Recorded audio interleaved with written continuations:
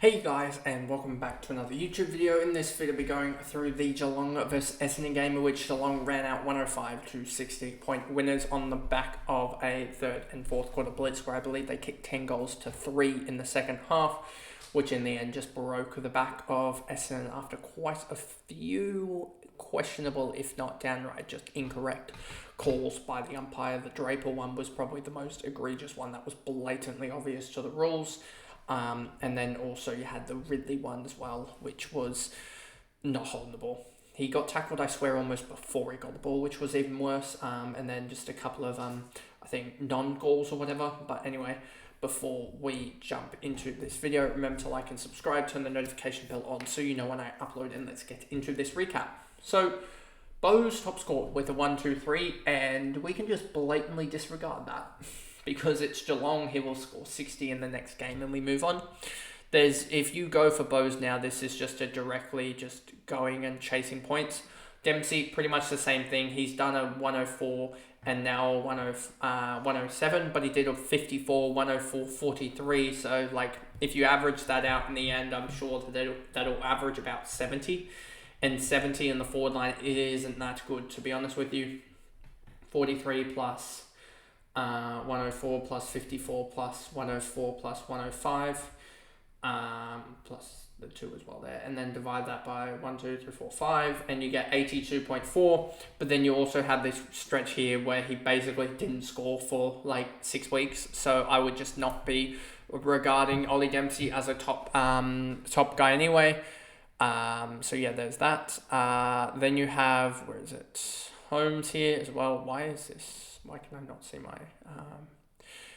why can I not see my cursor, please? Thank you. I want to be able to see it, thank you. There we go, fix that. Stewart here, 18, 39, 30, 69 in the second half, so getting back to it, but then again, it's Stewart. He may have an off game next week anyway, so I'm not really trusting him, given that was his first ton since round 3. Then you've got Holmes here, who's ultra consistent, high. He has one of the highest floors in the game and one of the almost in a way lowest ceilings in the game. He really is just ultra consistent every single week, doing the exact same thing. So yeah, he's a pretty consistent backman. So whether you go there, I don't think I will, just because I think there's higher ceiling type of guys. 24, 27, 13, 28 for Paddy Dangerfield. Myers with a 92. Nevitt, an 88. Another guy that I've been sort of intrigued about to see where this one goes. But I have a feeling that it's going to be like it happens every single year. A guy just goes in there, has 1 or 2 games, gets an average of 80. And then we're like, well, his average is stuffed. And he comes in an effective price of about 60, 65. And that brings him at 500k, 550k. And you're like, well, I can't guarantee that this guy's going to go and score 30 points above his average, 40 points above his average. That has the feel with Nevitt, who had 13 touches, 8 marks, 5 tackles. Then we go here to Blickarves, 88, Duncan, Tui, Atkins. Humphrey was really good for a 69. I did grab him on the bench, which was another really good call by me. So really happy about that. Humphreys did go and score 41 in the first and 28 in the second. He looks like a really good football player at the end of the day. He won't do much for me in terms of it will really take another 3 or 4 weeks of him getting selected to do much. He did have 15 touches, 6 marks, 3 tackles. He really needs to get to probably 4 or 5 weeks of just game time, because I believe he is only 250k or 240k or so. Let me just double check. What is he priced at?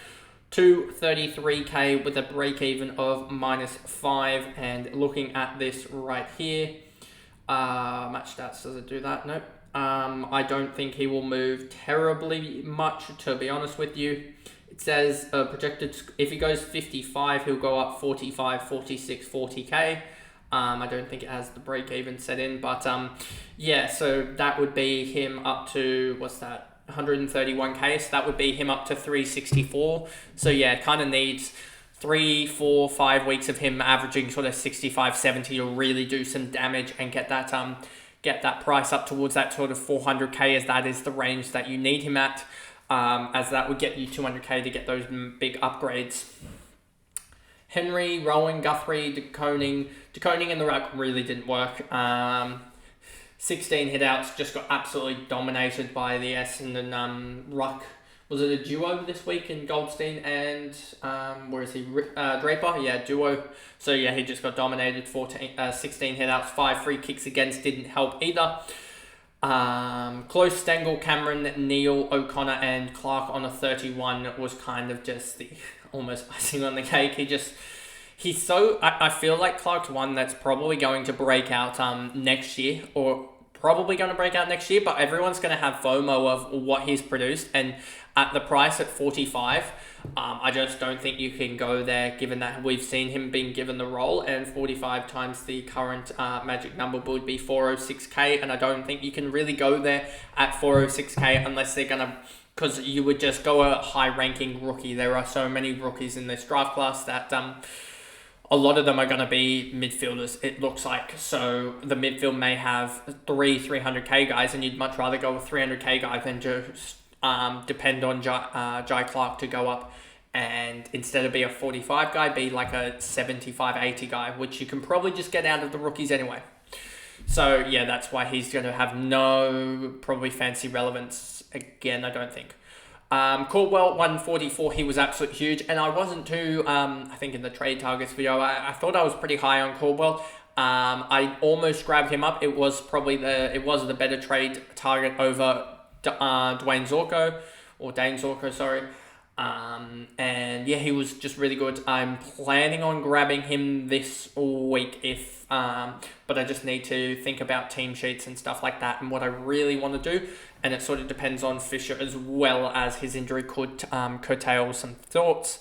But yeah, I would like to grab the likes of Caldwell, and I could grab Caldwell and also the likes of Rankin from Powell and Fisher if Fisher is injured, which could be a way to go, given that. But yeah, Caldwell is a guy that I was tentative about, but I was more on the side of grab him more so than other of the midfielders, just because he is also a forward. We've seen him have the same consistent role, and he's also actually scoring big numbers rather than just a maybe-ish. Durham, 91, Merritt, 89. He really just stopped in the second half with a 20-point second half, but it kind of sucks. This sort of happened with all my primos. They had a bad quarter or two, and it just sort of meant that they all scored 70s or 80s.